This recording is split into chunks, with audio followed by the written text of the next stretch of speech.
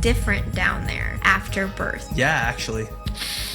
I feel like it goes back, but it doesn't go back to exactly how. Yeah, we talked about this the other day, and I was kind of surprised to hear you say that, because you never told me until I asked you. I always heard, oh, it goes back to normal, but it doesn't go back to exactly the way it was before. It is so normal for couples to not sleep together just to prioritize their mental health. It's so normal. Maybe I had something wrong with me. You did not have anything wrong. I think it's because we had them so close together. I was just like so down bad that I didn't realize it wasn't normal. Y'all, it looks like Matt Howard might have cheated on Abby. We didn't clock it at first, but now fans have been putting the pieces together, and the way he's been treating Abby, especially after she gave birth, let's just say the receipts are there. He stepped out on her, and this is messy, y'all. Nobody saw it coming, but when you look at things, it all makes sense now. So let's get into exactly what went down, because the way Matt was moving after Abby gave birth, suspicious AF. After Abby had their baby, Matt basically ignored her for the first 3 months in the name of giving her space. And listen, postpartum is hard, so the fact that he wasn't even trying to understand the baby blues is already a red flag. Instead of being there for Abby, what was he doing? Focusing on his music. And let's be real, who is even checking for Matt Howard's music like that? It feels like the world is ending, and it feels like my life as I knew it is completely uprooted. My instincts and my nature just wants to do it all and take care of everyone, and I am sitting here needing to be taken care of a lot. There's no other word I have for it other than I feel pathetic. But here's where it gets messier. During this same period, people believe that he was already stepping out on Abby, and the signs, they've been there the whole time. First off, remember when Abby literally asked Matt on a podcast if it was still the same down there after she had given birth, and instead of comforting her like a normal husband, what did Matt do? He straight up said, no, it's not the same. Like, what? Is being intimate the same after pregnancy? No, it's not. Wow, so. If I'm not getting any sleep, I don't have any drive. Once I start to get sleep again, that's where I'm like, okay, let's get back into action. And I think you, and I'm sure many other women, their hormones are still adjusting. That alone was a huge red flag. A man who is still into his wife isn't out here making her insecure about something she cannot control. But a man who isn't satisfied and is looking elsewhere, yeah, he'd say something like that. Then we gotta talk about that weird sleeping arrangement. Apparently Matt was sleeping in their walk-in closet because he wanted to give Abby some space, but let's be so for real. If your man is choosing to sleep in a closet instead of in bed with you, something is not right. This is super embarrassing, but I've been sleeping in our walk-in closet for the past month now. This is our guest bedroom mattress that I dragged all the way from our guest bedroom into here, and my wife's not a huge fan of this arrangement. And the rumors say that by this time they were already having issues, but Matt tried to play it off, saying that it's normal for couples not to sleep together. Y'all, we are not the only ones noticing Matt's weird energy. Even fans have been calling it out. One user summed it up perfectly, saying, I am just going to say it. He isn't crazy about Abby, he definitely didn't wild out, and he low-key wants it but can't or doesn't want to accept it. He seems uninterested and less attracted to her as the days go by and wants to have fun, while Abby can't even fathom the thought of being with another person. He is cold to her, isn't affectionate or responsive to her emotions by a fraction. His words are so empty, he shows no emotions, and he will end up breaking her heart big time if he hasn't already. I dislike them both, but Abby is relatively more mature and kind than him, and he is genuinely an immature, selfish jackass, in my opinion. And honestly, they didn't lie. The way that Matt has been acting lately, it really does feel like he has checked out of the marriage. It's like he wants something else but doesn't know how to leave, or maybe he doesn't want to be the bad guy, but let's be real. If he was happy at home, why does he act so distant? All of this just adds more fuel to the speculation that Matt may have stepped out on Abby while she was at her most vulnerable. And another huge thing that has people side-eyeing Matt, the way that he treats Abby in their marriage. They have always pushed this whole traditional marriage dynamic where Abby does most of the housework and the childcare, while Matt does, what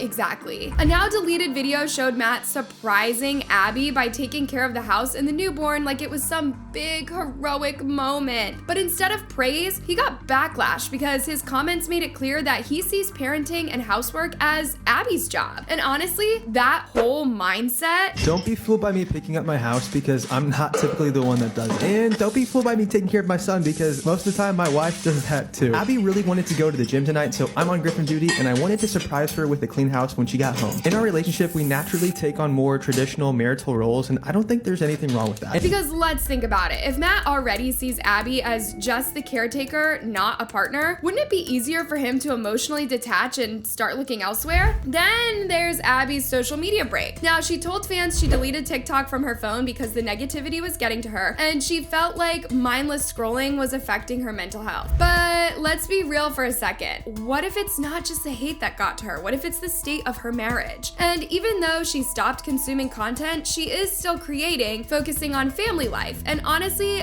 that is telling. It almost feels like she's trying to distract herself, like she's keeping up appearances, but behind the scenes, things are not okay. Because let's not forget, when a woman feels secure and loved in her relationship, she's not out here deleting social media and stepping back from the world. At this point, y'all, Matt Howard ain't just giving checked out husband, he's giving narcissistic, selfish, and straight up reckless. Y'all remember the cruise drama? Back in September 2024, Matt and Abby took a family cruise, and Abby casually mentioned in an Instagram story that she and Matt had dined alone while monitoring their sleeping children via FaceTime. The internet did not like that. People were heated because who just FaceTimes their little ones instead of actually watching them? Like, what if they woke up scared, or what if something happened? The whole situation reeked of irresponsibility. Of course, after the backlash, they jumped into damage control mode real quick. They later clarified that family members were present with the little ones at all times, but at that point, the damage was done. The fact that this even needed clarification says a lot about their decision making as parents. There is information circulating about us that is completely untrue, so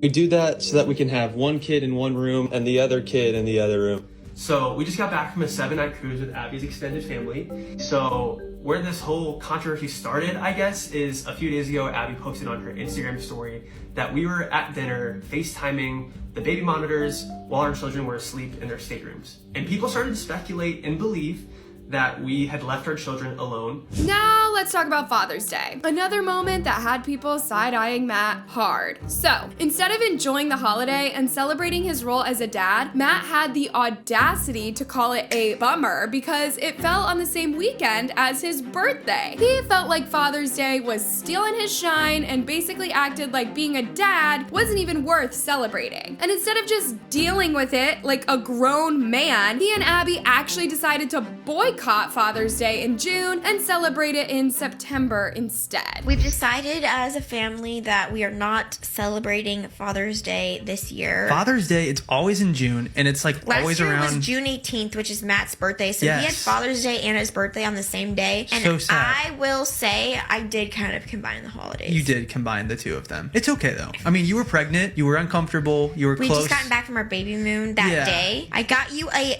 cake from DQ. Now, let's really sit with that. What kind of father is so pressed about sharing a special day with his kids that he just refuses to celebrate it? Like, why have kids in the first place if you don't even want to acknowledge being a dad? Because the way that Matt has been moving, it's like he doesn't even want to be around his own family. He is already acting distant from Abby, and now he's acting like his kids are a burden too. This whole Father's Day is a bummer thing just shows how self-centered he really is. Instead of focusing on what it means to be a parent, he was too worried about not getting his own spotlight. And let's not ignore the bigger picture here. Matt doesn't seem present in this marriage or in fatherhood. He's treating both his wife and kids like obligations instead of people that he loves. And speaking of kids, doesn't it seem a little weird that Matt and Abby had their babies back to back? Like, I'm just saying, it almost feels like Matt couldn't wait any longer and was just itching to get back into the bedroom. You feel me? Because listen, Abby barely had time to recover before she was pregnant again. That's not just bad timing, it's suspicious. It's almost like Matt was so focused on getting his own needs met that he wasn't even thinking about what Abby's body just went through. And let's be real, getting pregnant that quickly again, not easy on the body. But did Matt care? Because the way he was moving, it's giving, I need my fix ASAP. And listen, y'all, one person actually saw this coming before we even connected the dots, because somebody online broke it all the way down in their prediction. Looking a little too accurate right now. They said, I find him to be a very sexual person. They often talk about sexual things on their podcast. He makes sexual jokes, and they got pregnant almost immediately after she gave birth. They couldn't have sex for a few weeks after giving birth, of course, but they got pregnant almost immediately after they were allowed to have sex again. It would not surprise me if he will be cheating on her in a few months, at least within the next 2 years. Having 2 kids, especially so close in age, is hard. Abby will be tired as hell caring for 2 little kids, and having energy for and/or being interested in sex will be hard. Many people find sex less interesting when extremely tired. I won't be surprised if he will be going to other women to fulfill his needs when Abby can't. I have heard of many young couples breaking up / getting divorced after children and cheating. First off, Matt is obsessed with sex. That is no secret. They are constantly talking about it on their podcast, and he's always cracking sexual jokes. It's like he can't go 5 minutes without mentioning something freaky. I thought it was good. It was definitely special. It was super special. It was. And then I feel like the next day we did like 5 times. Shut up. You cannot put this online. And then, boom, the second that Abby was medically cleared to do the deed again, pregnant, almost immediately. Now, no shade to anyone who wants kids close in age, but when it's happening that fast, it really does start to look like Matt was just impatient. 2 days until we become parents of 2 under 2, and I am seriously nesting. A great thing about having 2 boys so close in age is that I can pretty much reuse everything. It's just a matter of rewashing and resorting. I keep getting questions about how I'm a 26-year-old teenage father of 2, so I just wanted to clear this whole thing up. I think what people keep forgetting is my age is 26 years old, okay? We can start there. Just want to keep it simple.